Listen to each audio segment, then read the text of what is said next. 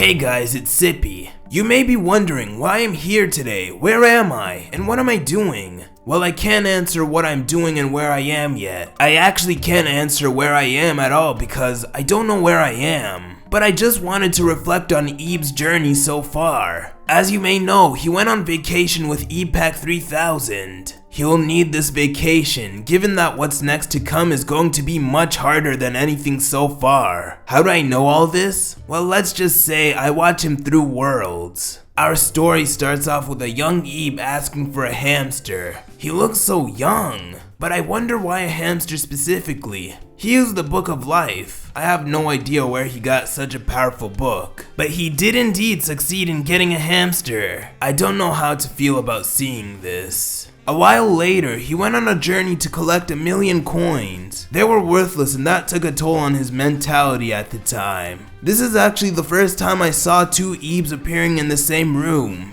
Now I have a theory that this is actually a clone of him. At the time, I didn't have any leading proof on that, but there's no way they're twins, right? Well, after the clone told him why he thought it was necessary to get 1,000,000 worthless coins, Eeb decided to rethink his life. I guess this helped him cope for a bit. He did go on to talk about a game called Super Smash Bros. For the Nintendo 3DS, but it appears he still hasn't forgot all about the coin incident. I thought going outside would help him. I hope he recovers from this. This next event seems to be pretty important for Eeb, as this was the time he was talking to his favorite consoles. It seems like the Wii U wanted some attention, but it ended up backfiring because it made Eeb trip.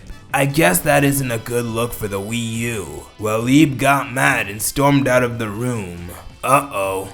Some more time passes, enough for Eeb to start growing facial hair, but it seems like he was a Sonic fan all along. Wait, something's not right here. He looks so sad given that there aren't many great modern Sonic games. But then he heard Sonic Mania somewhere. He got pretty excited but forgot he threw Sonic 06 earlier. Then karma came to him and ended up killing him. Wait, something's definitely not right here. If he died here, then who's the Eeb I know? I wonder. Here's a case of Eeb talking to an Eeb clone again. That's what I'll call all the doppelgangers from here on because they appear surprisingly frequent. He was confused as to why the door was locked, and it turns out he needs 1,000,000 worthless coins to even get out. Once again, he relived some terrible memories. Still not enough coping has been done. Another day, another Eeb clone. This time it looks like he met a Squid Eeb. I don't know how he's not questioning this stuff. It seems that they're pretty close, but the Squid Eeb clone acts pretty oddly around brushes. I wonder what's up. He meets Squid Eeb again, and it seems like this time, Squid Eeb is afraid of umbrellas. What a weird clone.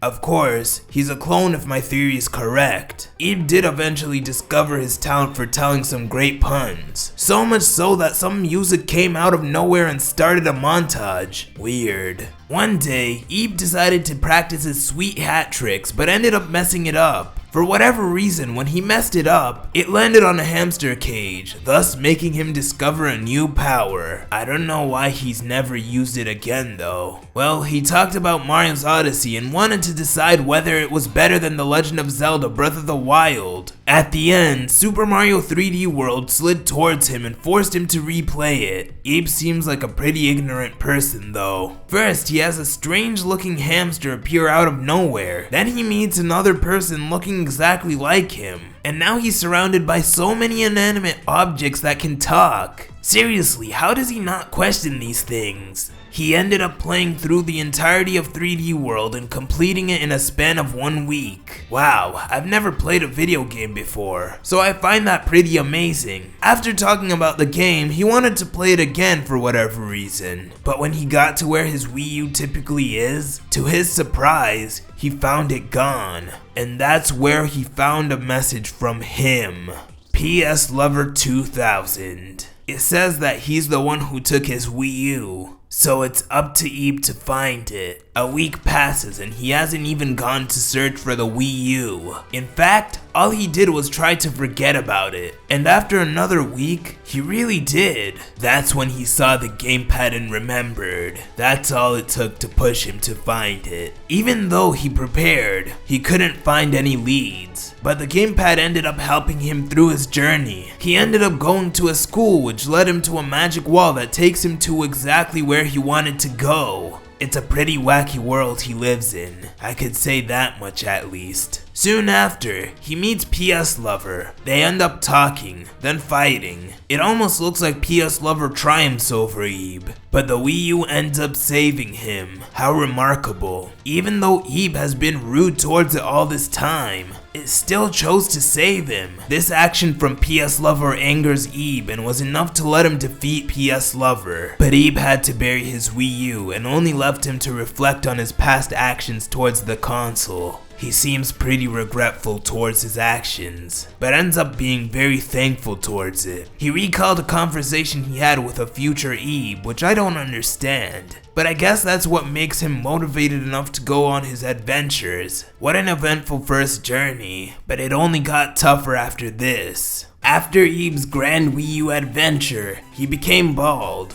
Well, that's not what I wanted to focus on. This can't be Eeb, as it seems like this is the first rare occurrence of two Eeb clones interacting with each other. I don't know why they're hostile towards each other, but it seems they've been testing out a new power. I guess we should be careful of the power they may possess. We do return to the regular Eeb, or at least what I assume the regular Eeb, and an Eeb clone who chose to be hostile around him. But it turns out Eeb has the ability to befriend people by will. Wait, does he do that with anyone who's hostile towards him? Why didn't he use this against PS Lover? Well, that was pretty interesting. Eeb played Katamari Damacy until midnight one day, and that's where the strangest thing happened.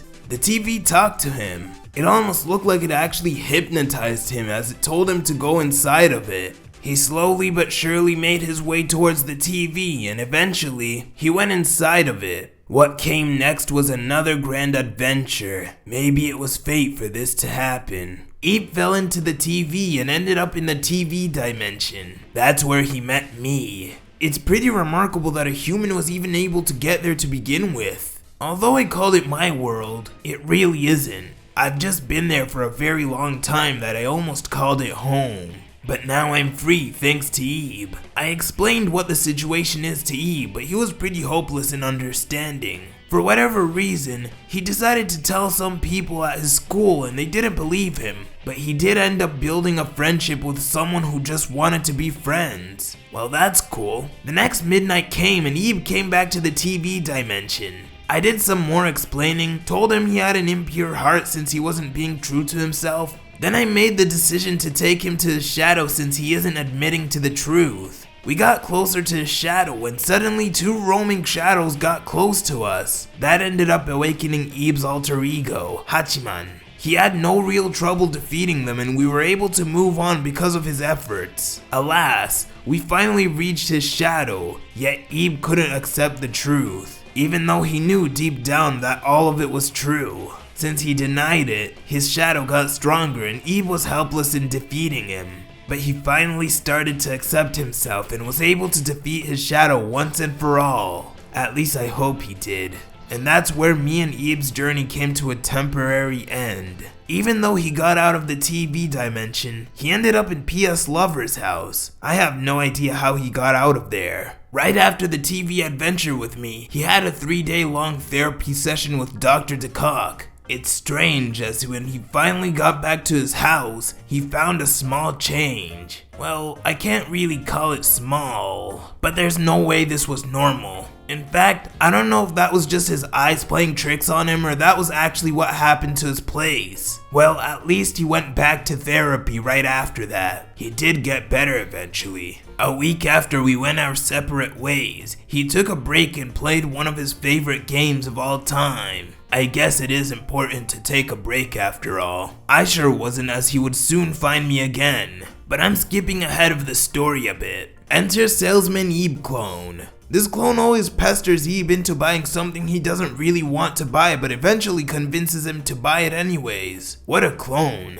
But yeah, he just lost $60 one day because of this clone. Maybe I'll ask him for advice on persuasion. A couple of months later, a new adventure dawns. I call out to Eeb, but he isn't conscious of me yet. An ominous fog surrounded the real world, so Eeb was forced to wear a mask through a majority of this journey. He stumbled upon an ill-intended person while carrying a game he treasured dearly. At least at the time. This mean-spirited person took his game away and Eeb willingly said that he can, but he looked like he wasn't trying to say that. He knew something was wrong and decided to investigate the matter. He found out that this person's name is Takumi, and he's been bullying other people. Eeb could definitely feel like something was wrong, as even though the victims of Takumi have been dreading the experience of his bullying, they said it was a great time. But while Eeb was running, he clumsily tripped and somehow ended up in the metaverse. Once again, me and Eeb crossed paths. I explained the situation to Eeb once again, and then shadows appeared. Eeb tried summoning Hachiman again, but failed and awakened a new alter ego, Blackbeard. His strength wasn't enough this time,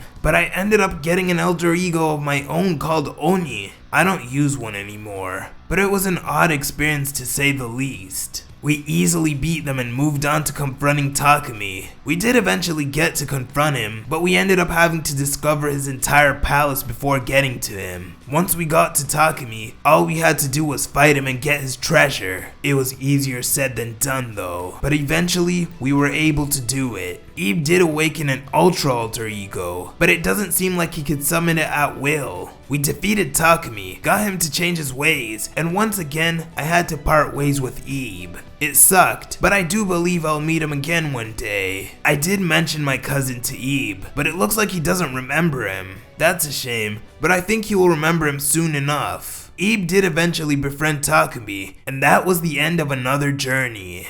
While Eeb was resting from his last adventure, another Eeb clone vs Eeb clone battle happened. This time it was on Dragon Ball Z Budokai Tenkaichi's Beam Clash. I guess not all of their fights are violent, but why were they just grunting instead of actually talking? An interesting thing happened at some point in time. It seemed like history was about to repeat itself. Eeb was in a depressed state and it had to do with Sonic again. He seemed like he still disliked Sonic 06 and was pretty upset about the state of 3D Sonic games. But he heard Sonic Forces and was rushing towards it. But Sonic Forces itself sabotaged Eeb, and instead of dying, he actually skipped dimensions. Okay, now I'm convinced that this Eeb and the Eeb that died by tripping on Sonic 06 are from different dimensions. Maybe.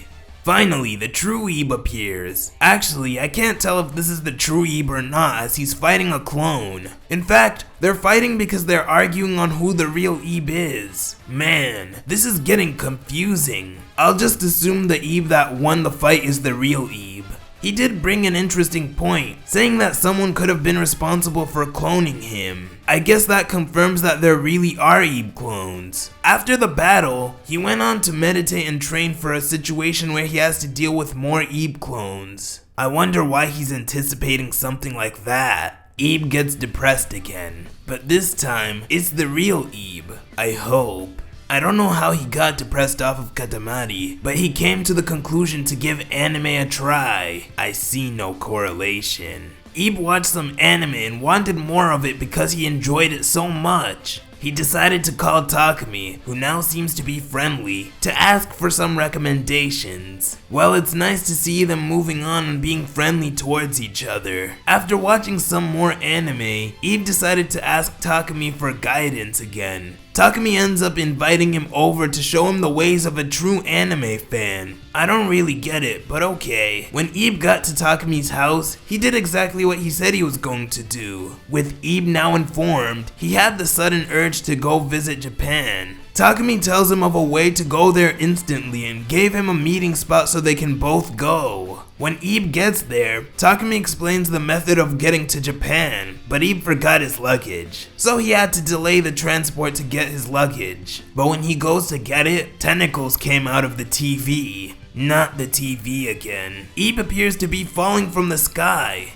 he notices that he's in an anime world and is being kept there by anime itself. I don't know what its intentions are, but I don't think they're good. But at the same time, I can't say they're bad. He had to get out of the world by force, which ended up making him transform into Eeb Maximum. I guess this is an anime world exclusive transformation for him. Even though he transforms, he left his guard open and got absorbed into anime. But a voice reached out to him and got him to realize the situation, giving him the opportunity to escape out of the world. Eeb gave anime a gift, and it was a large blast? Did he just kill anime? There's no way. When Eeb gets out, he completely forgot about Takumi and left him waiting for, I don't really know how long. But the voice Eeb heard told him that they will meet soon. I wonder if that's true. Although Eeb's journey ended, a villain group seemed to form in the background. PS Lover and Shadow Eeb joined forces and are scheming something to defeat Eeb. Where did Shadow Eeb come from? And how did these two meet? Something tells me there's trouble on the horizon. Recently, Eeb encountered an interesting person. This person told him to play a game called Gravity Rush. I don't know why Gravity Rush specifically, but he ended up playing it. I don't know if he was hypnotized, but it almost looked like he was. Interesting. One day, Eeb encountered a doppelganger of mine. I don't know why they were imitating me specifically, but I'm a bit shocked. It's a cosmic version of me which grants Eeb the ability to flow. I definitely can't do that. He better not think of replacing me with that faker.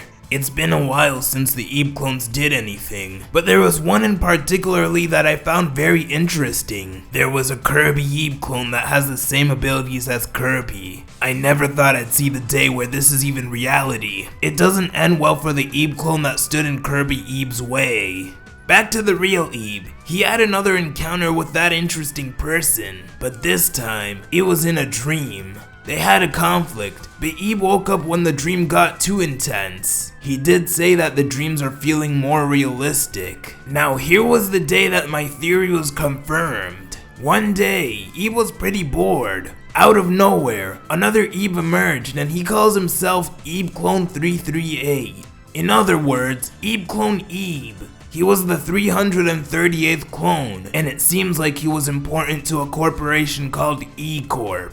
I don't know the story behind it, but I have a feeling it will be very interesting. Eeb Clone 338 recommended One Piece to Eeb, and Eeb was pretty overwhelmed by how peak the fiction of One Piece is. Such a small event, but this can lead into a very huge event one day. Eeb was walking somewhere, but then an Eeb clone blocked his path. I don't know if he's aware at this point that there are Eeb clones, but I haven't seen him question it yet. Well, that was really just the whole event. Eeb clones just blocked his path, and it also looks like they come in different forms. Squid Eeb returns, and he's still afraid of Eeb for one reason or another. This time, it's because Eeb has hair. He left immediately. Eeb tried telling a joke again like that one time, but he couldn't think of anything. But for some reason, music was playing and even zoomed towards him. How does he even do that? Another rare Eeb clone battle happened. I don't really know the reasoning behind this one, or really any of their battles, but they look to be evenly matched. That was until one of the Eeb clones lost on rock, paper, scissors. That was the worst possible thing to happen, as now the Eeb clone that won the rock, paper, scissors match dominated in this battle. These next two events happened pretty recently. Eeb was getting ready to go on break, but he didn't know if he really could. That was until Eeb Pack 3000 appeared and told him, as long as he's wearing it, he can go anywhere so long as he picks up all the trash in the place he goes to and uses the bag's assistance. He really couldn't accept that offer. Later on, he brought up the offer to Eeb Pack 3000 once again and he considered it. However, he doesn't know whether to take the 3DS with him or not. He did end up deciding to take it with him, and that's where this journey is so far.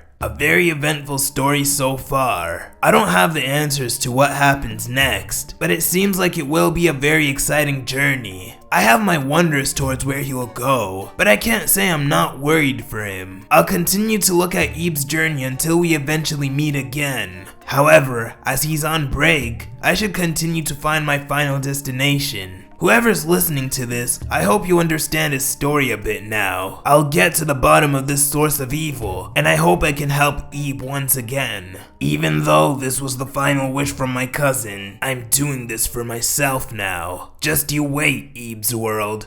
I'll be there soon.